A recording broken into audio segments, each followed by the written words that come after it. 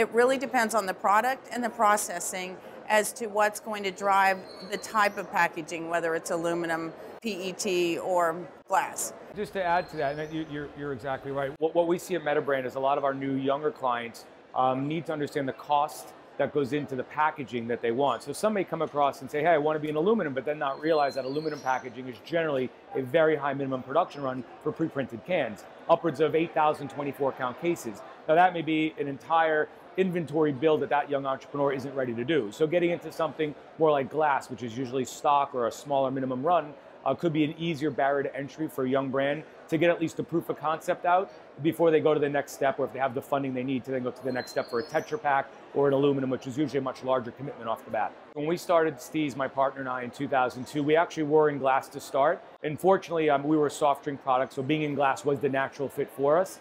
Eventually, though, when we did go into cans a few years later, that was after already proof of concept, after we already did our first fundraise, so we could afford to meet the minimum production runs of an aluminum line. Especially when you're looking at, we started Steez with 6 SKUs. Taking 6 SKUs to a can is a very large, upwards of 6-figure build of inventory. So we were prepared for that at that time. Early on, we never could have done aluminum. Just the cost to entry would have been too much for us to fund.